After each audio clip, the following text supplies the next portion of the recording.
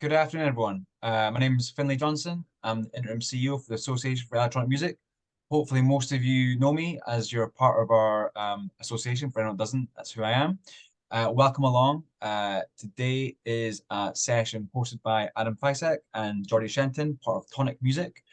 We've invited them here today as part of our health initiative group to talk about peer support.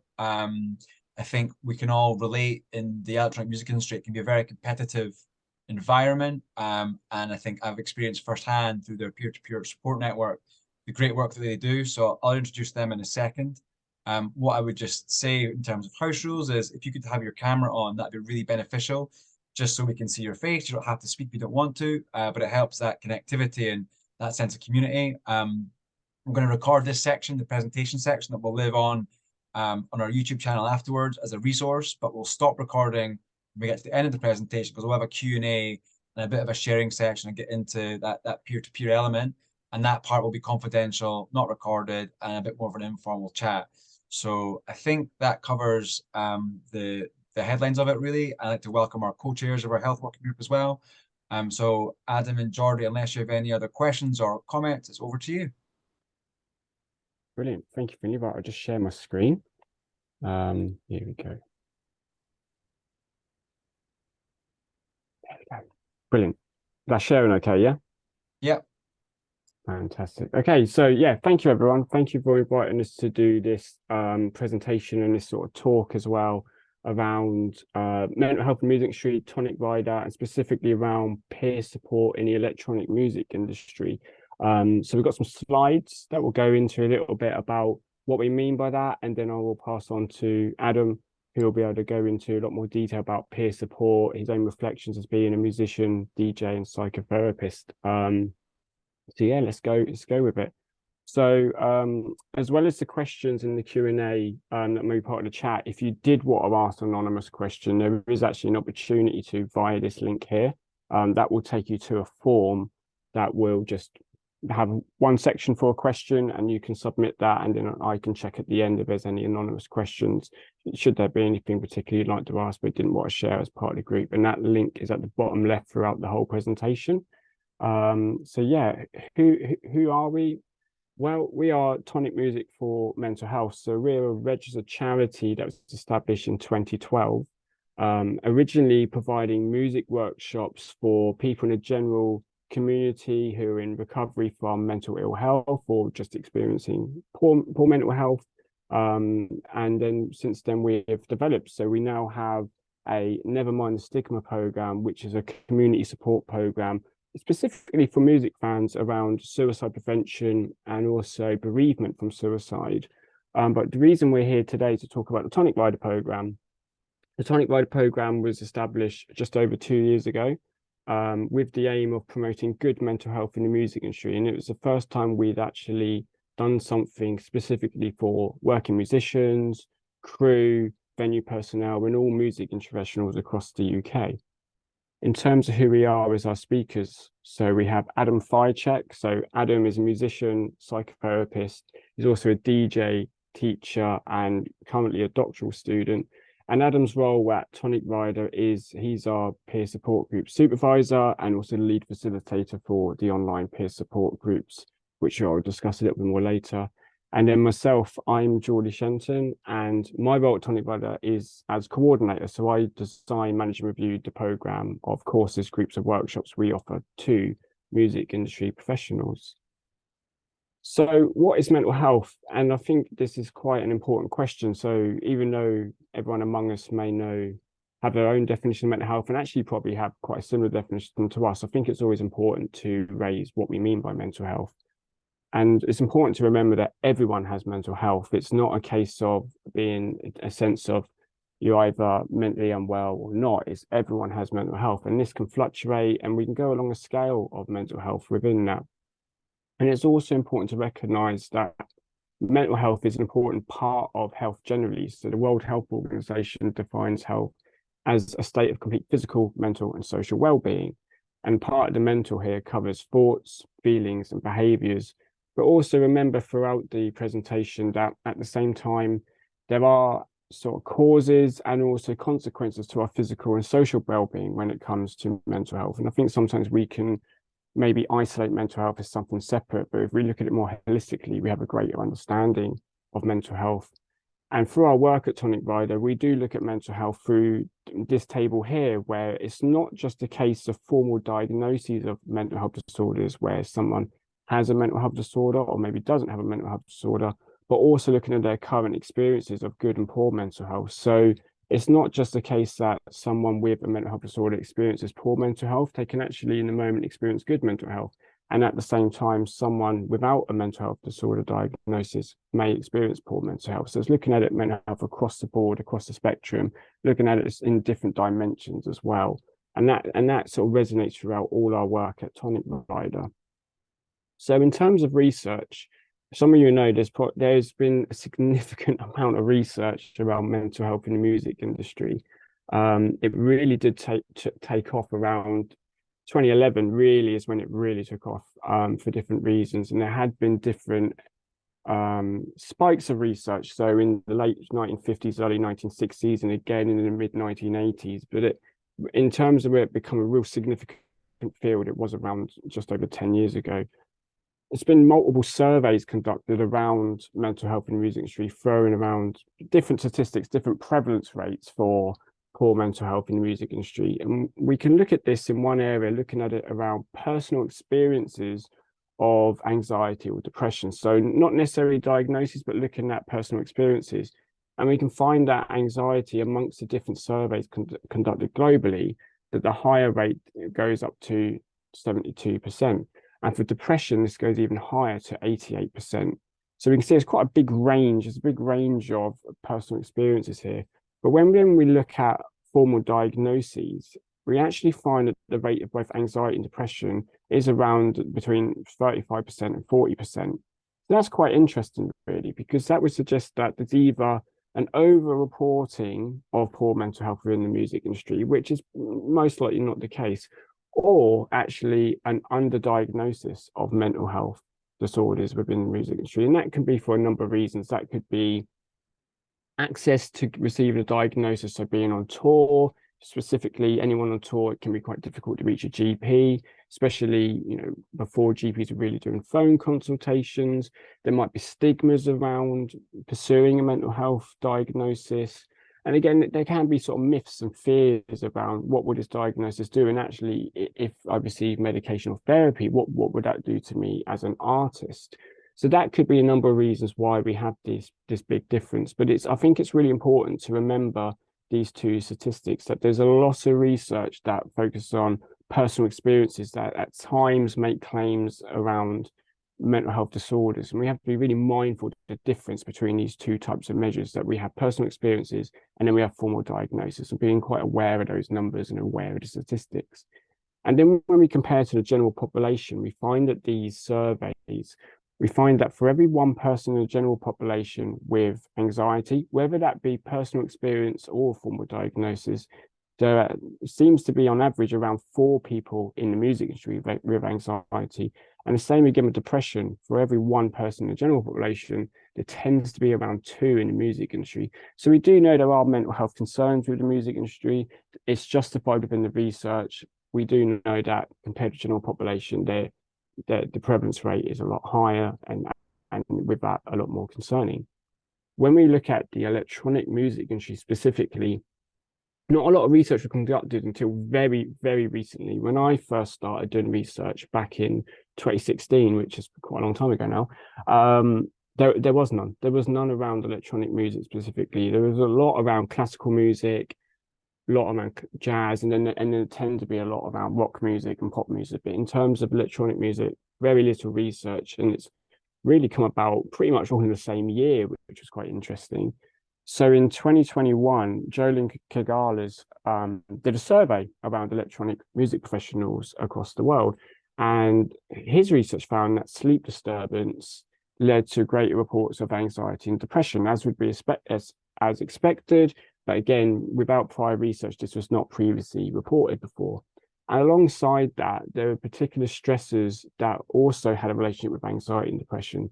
So these can be grouped as problems with instruments and equipment, This can be sort of concerns around standards of musicianship, a lack of recognition, work under load, and also playing disliked music. So these were stressors, these were categories that were originally found in the research of Jeffrey Wills, but again have continued on, and this is what was found when using a newer version of Jeffrey Wills' work, which is called the MOS, so the Musician's Occupational Stress Scale. So that was led by Lloyd Berg and developed here on out.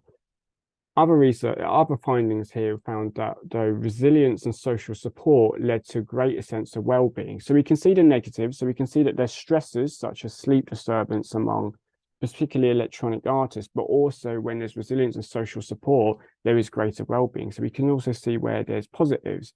And the social support here is really interesting because as part of social support, there is a peer support element. It really shows how important it is to have support from your peers.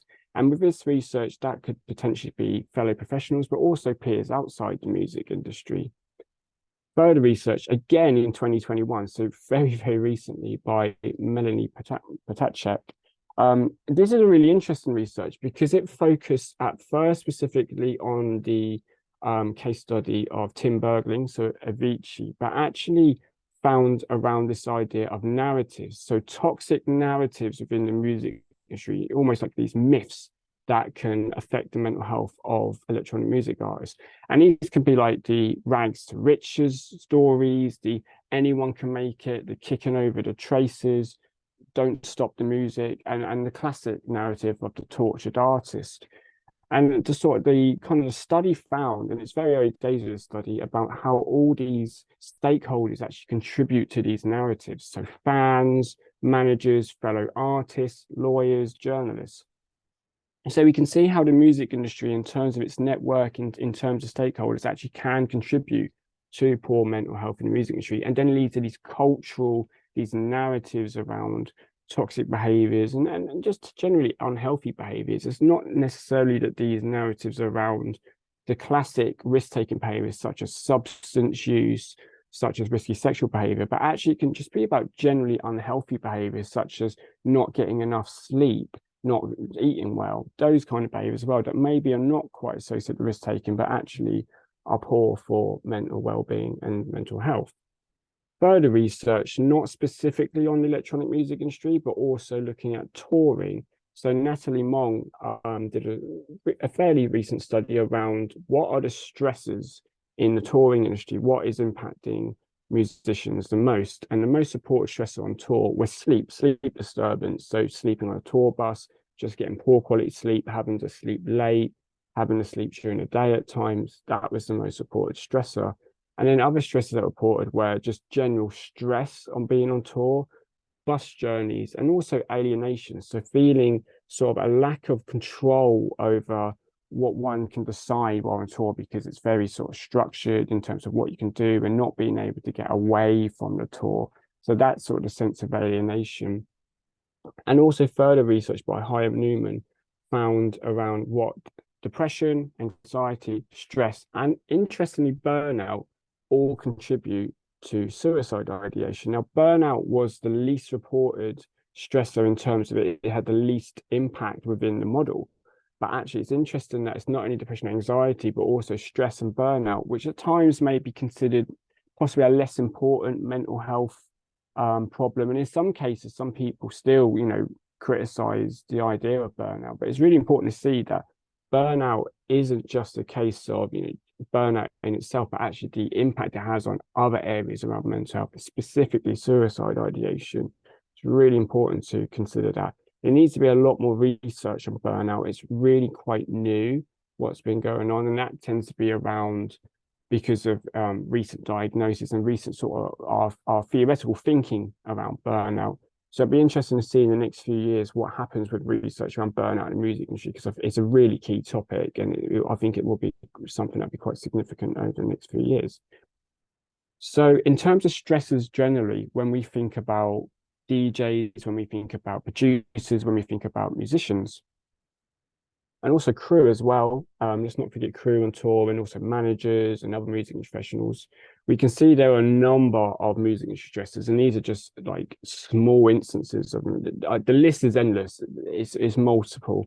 But in terms of musicians specifically, there are creative blocks. There is performance anxiety, which again is very unique to the actual occupation of being a musician. There are actors, there are other artists, but actually very few occupations both experience creative blocks in terms of a stress that's sort of linked to producing a piece of art, and then also performance anxiety. So around performing that art, musicians both produce and perform if they're songwriters and performers. So we can see that that's very much an occupational stressor. Then we can look at also industry stressors. So separating the occupation and looking at the industry as a whole. And of course, 24/7 culture, very much in electronic music industry, where it is about late nights, it is about constant going on. And there's been a number of reports of DJs who really do push themselves to go through not sleeping for days on end. Job insecurity, classic music industry stressor, and with it coming financial strain. So that lack of work, sort of the lack of regular work as well. So some months a diary can be filled, and then the next month there's nothing.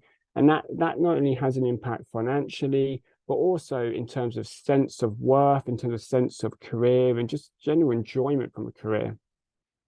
Band and crew conflicts, again, another stressor that's just not talked about enough, and actually really important for peer support here. Band and crew conflicts, with bands getting on or touring crews getting on, there can be a greater sense of peer support. But when there's conflicts, again, it's kind of that classic where band conflicts are kind of seen sometimes almost in a jokey way, but actually it can be quite a significant thing, especially when your work is so important, you know, with your relationships with such bands, such crew.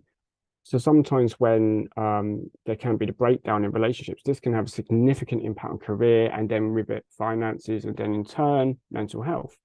Negative feedback, again, very few careers where there's constant negative feedback, be it from, it can be from bandmates, it can be from managers, it can be from the media, it can be from social media, so it can be from fans now, the easy access to be able to see what fans are saying, real that constant negative feedback. And again, really important for peer support, because we need to remember within the music industry, there has to be this support element, and maybe thinking about how we sort of pass over that negative feedback. It's not always a case of being hypercritical and almost actually really harming someone with that feedback. Sometimes that's taking a step back, thinking how we can actually pass on that feedback. Physical injury, often not associated with mental health, and we need to do that a lot more in the music industry. You know, in terms of hearing health, the impact of tinnitus on mental health, really significant. The impact on vocal health, the impact on musculoskeletal injuries, repetitive strain injuries as well. And this can be with artists in terms of instruments and equipment, and it can be with crew as well in terms of moving that equipment and actually going from show to show. Again, we need to make sure that we're considering, when we consider physical injury, that we're also considering mental health and the impact of actually not being able to do a job because of physical injury. Body image, probably one of the most significant stresses out there in the music industry. I think we're seeing a sense now where it's beginning to maybe calm down a little bit in terms of the real hyper negative criticism towards people in terms of their body image and appearance. I think we're starting to see slight change, but it's still there.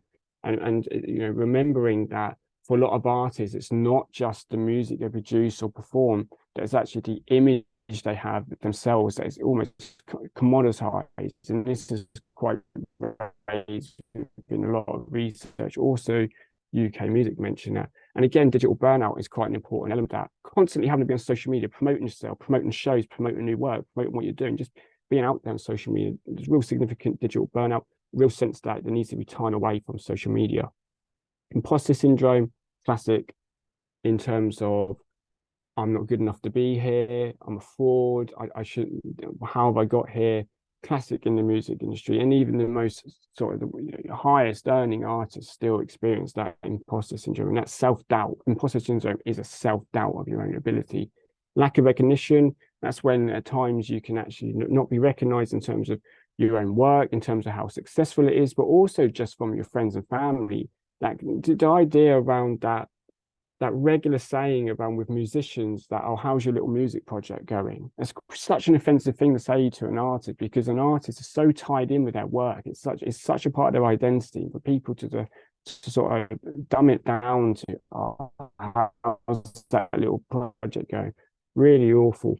Pressures of fame, we know this is quite significant. We know that in the past, when musicians who had a significant level of fame talked about that fame, how there's constant being in the limelight, constant having to talk to the media, not having any privacy, very, very scary time. And then abuse and discrimination. So looking at that, we know the music industry, there is significant racism, there is sexism, there's ageism, there is also sexual abuse and also power abuse around emotional abuse, and just being aware of that, calling it out in a safe way.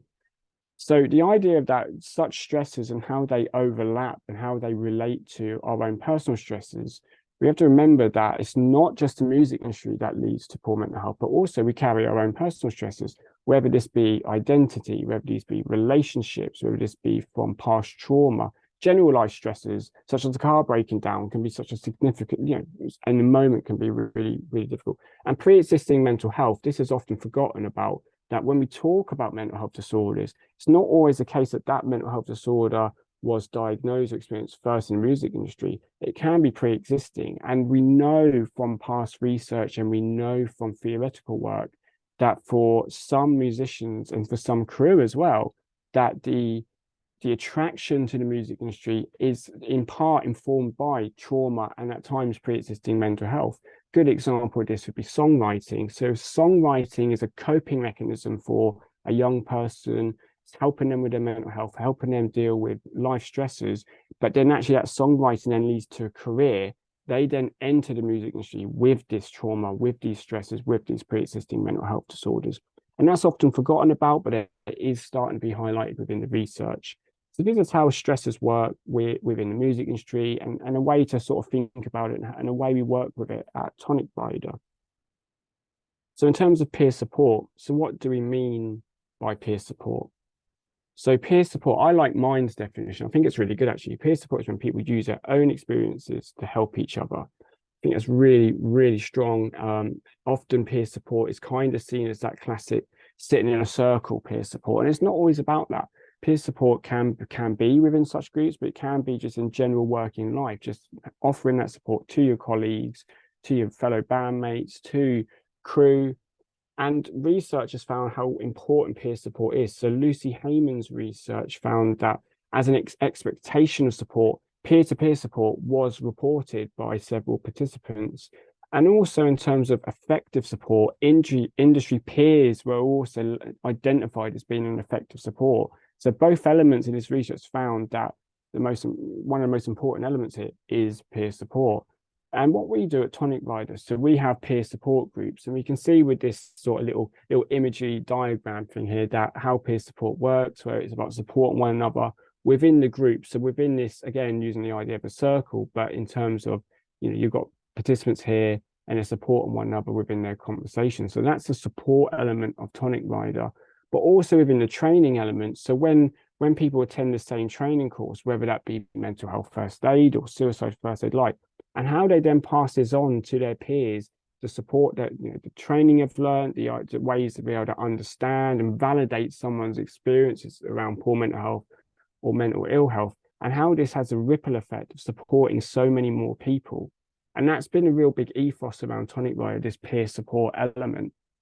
And specifically within the electronic music industry, where there's a lot of isolation, whether that be with artists or whether that be with crew or other industry professionals, there is more significant isolation. Electronic music artists are more likely to be solo because they're more likely to be an individual DJ or producer. So again, there's less opportunities for peer support.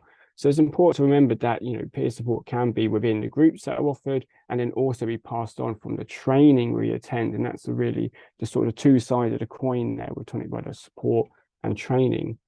In terms of what we offer in the program, so I have mentioned this, and Adam will be able to talk about specifically the peer support elements in more detail. We do offer peer support groups, and these are online peer support groups for anyone working in the music industry within the UK to attend 6 90-minute sessions across 6 weeks, with Adam facilitating. We do have other facilitators as well, leading that conversation, a safe, confidential, understanding space where music professionals share their experiences, talk about their own mental health, just having that kind of that support network within the moment.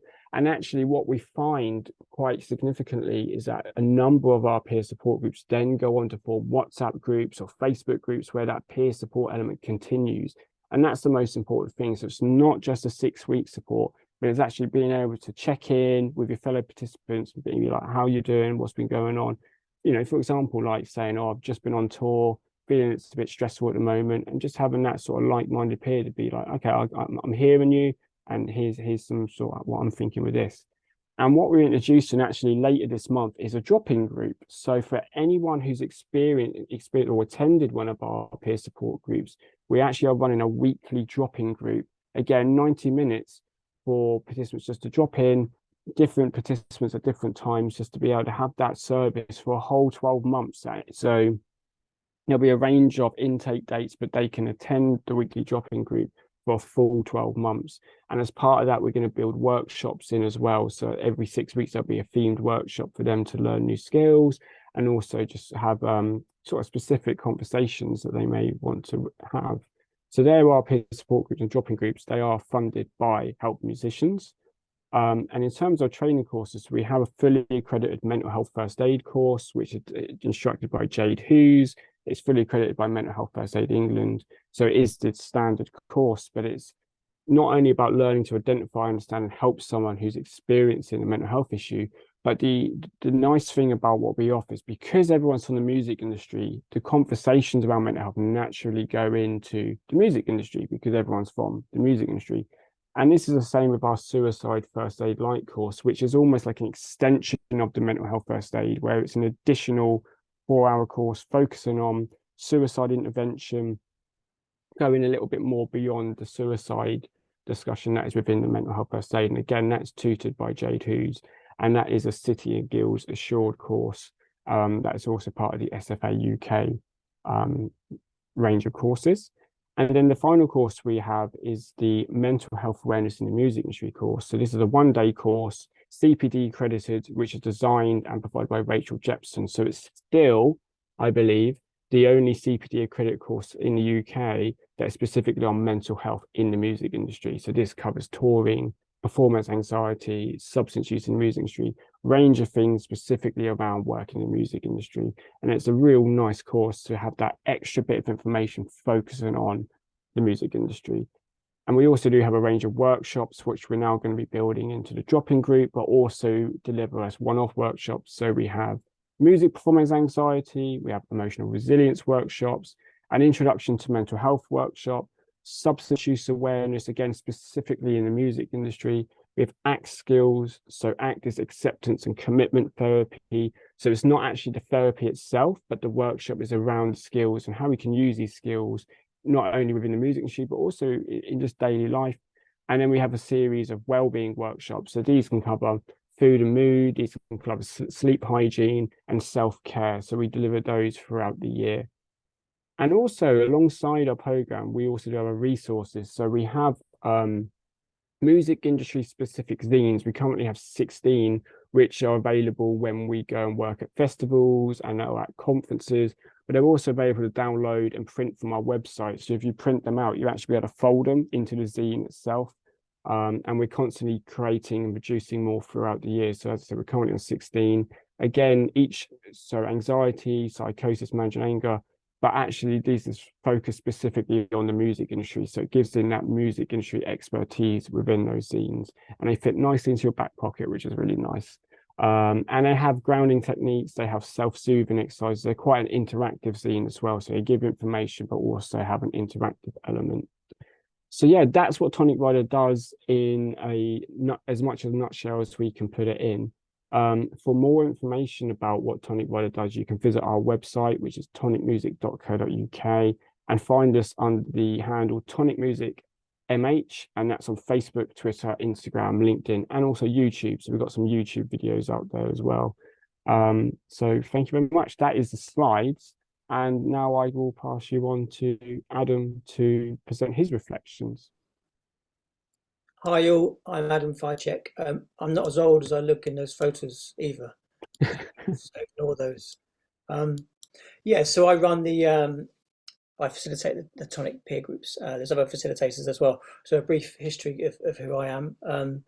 been in the industry for 35 years. Started initially in bands, just playing in garage bands, doing the toilet circuit as they called it, and then also had a hand in a lot of DJing stuff as well. So I guess, I mean, for me, it's very difficult to try to silo different genres because it all just amalgamates into one, whether that's folk, electronic, etc., etc. I see it as one big pot. I kind of divide them between non-classical and classical. In the non-classical, we've got popular, jazz stuff, folk stuff, electronic stuff. It's such an amalgamation these days, so it's difficult to try to silo those topics. But yeah, so I've always been involved with both.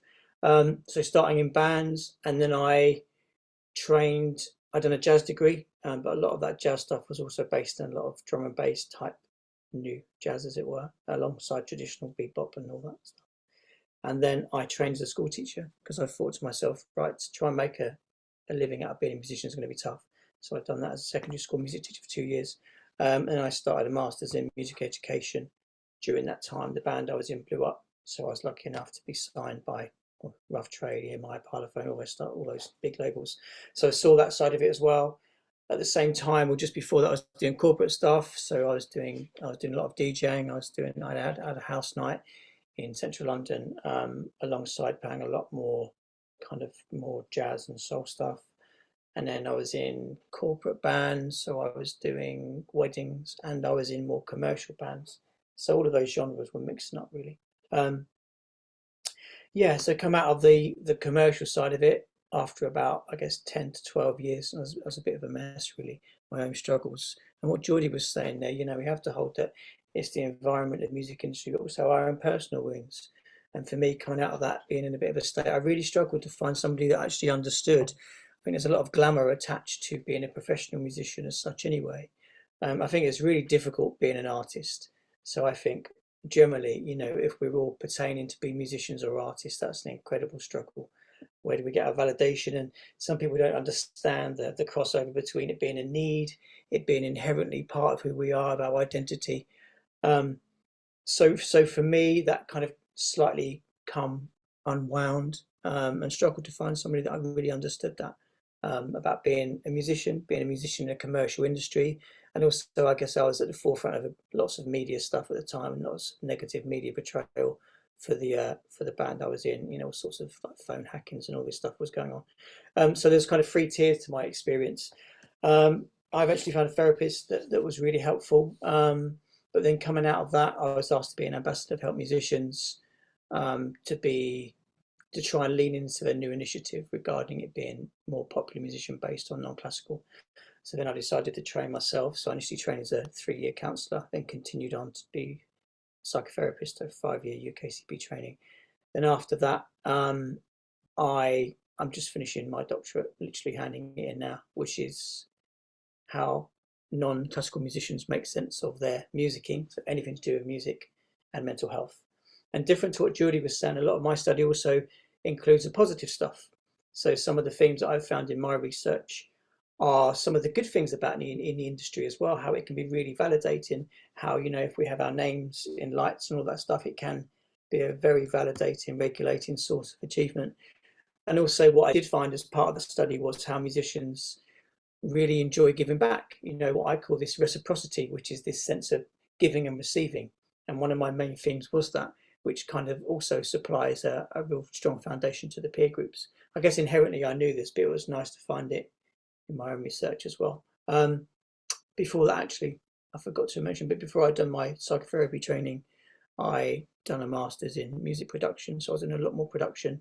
So I spent a good 2 or 3 years out of the band scene, making my own albums and recording other people and getting more into electronica. And during that time as well, I think I'd realised the isolation I hadn't felt before. So I had a residency in Mayfair in London for about 5 years.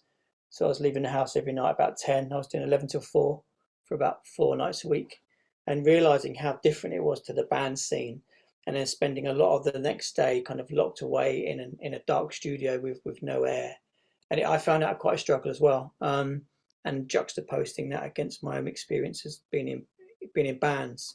So I guess it also enabled me to reflect upon the real nuanced experiences of electronic musicians more so. And I know they do crossover, but I'm very aware of the different environments. And at the time, a lot of my friends were producers as well. and similar struggles. You know, everybody had opaque skin because they never left, they never saw the sunlight. But that's the nature of it, more so than if you're a touring musician in a band. And what Jeordie was saying also, I think sometimes we really lack that validation, that sense of peer support that we get, and the camaraderie sometimes in a band situation, if we are DJing especially. I was touring a lot as well. I was doing lots of flying around, and generally it's either me and a tour manager.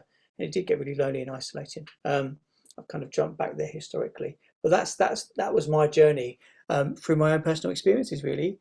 Then lots of my friends, family, we're all musicians on that continuum between acoustic instruments and electronic instruments. There is definitely a nuance, I think, with electronic artists.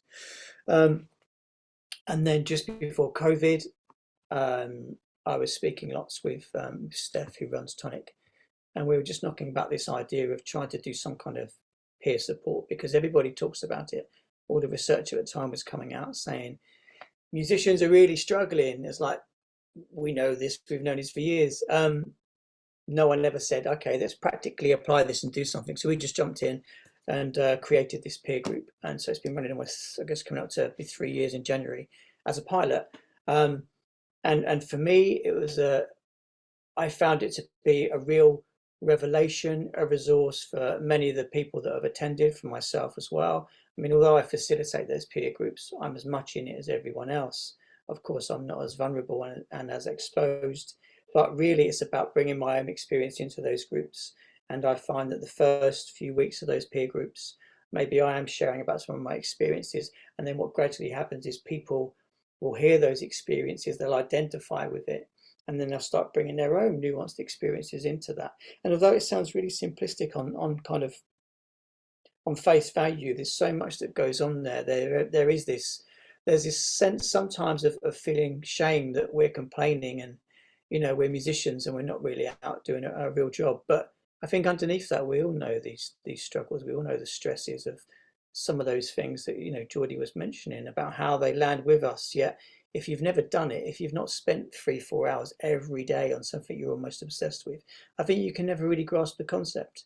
So I think having a group of like minds to really to be able to explore with without doing the whole explanation and the justification and all that stuff, it's incredibly valuable. So in that sense, I find that space really gratifying, and all the data we've got back and from people's experiences have said how rich they find it. And I don't think it's overly complex. I just think it's sitting in a space where we can be vulnerable and identifying with what others are going through. And although that sounds incredibly simplistic, it's a rarity in this field, because what we generally find is it's also more helpful when people don't know each other when they come into the group, because then there's none of this kind of pre-existing competition which we find with our immediate peers. So that also adds a real depth and a real richness to it. Alongside that, people are offering their own strategies or their own personal perceptions about how they navigate certain struggles. It's not necessarily a workshop that offers these strategies, but I think it's a very rich resource of everybody has navigated these struggles in their own way. And I always find I learn loads about it as well. So in that sense, it really offers that. I think it offers this identification with others of a similar mindset going through the same struggles, which is really what I call de-shaming. You know, to have a space where we can sit there and identify is incredibly important. And we know that through, I mean, a lot of my experience in the addiction field, we know that you know, if we sit with like-minded people and we resonate with their experience, that can just be enough. That can be enough to have a really positive well-being mental health experience.